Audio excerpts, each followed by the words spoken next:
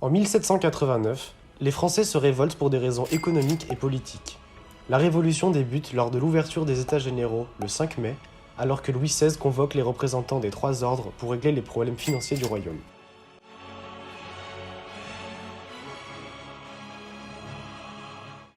Mais, au fait, que sont les trois États généraux? C'est une assemblée de trois ordres, clergé, noblesse et tiers-État, qui seuls peuvent décider de la levée de nouveaux impôts et engager la réforme du pays. Le tiers-État se sent menacé par la noblesse et le clergé décide donc de se déclarer en Assemblée nationale le 17 juin par l'abbé Sieyès. Le 14 juillet, les révolutionnaires prennent la prison de Bastille suite à des rumeurs disant que le roi voulait réprimer l'Assemblée nationale. Ils publient ensuite la Déclaration des droits de l'homme et du citoyen le 26 août, qui démocratise certains fondamentaux encore en vigueur, tels que l'égalité devant la loi et la liberté d'expression. Ces bouleversements sociaux et idéologiques nécessitent donc une réorganisation politique.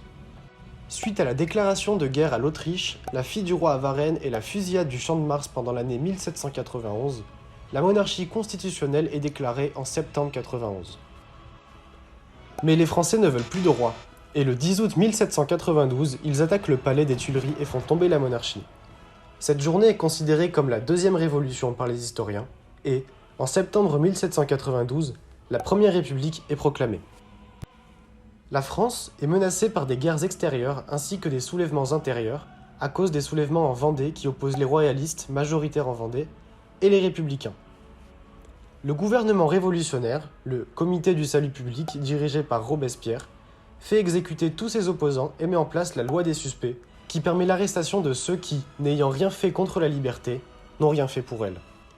Cette période est nommée la Terreur et provoque 16 000 morts jusqu'au coup d'État de Napoléon Ier, qui se proclame premier consul le 10 novembre 1799 et empereur le 2 décembre 1804.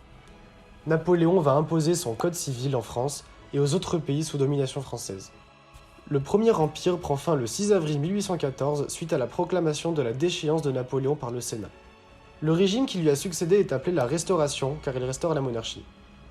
Il est marqué d'une pause, les 100 jours, durant lesquels Napoléon tente de regagner le pouvoir. Il s'exile cependant une seconde fois sur Sainte-Hélène.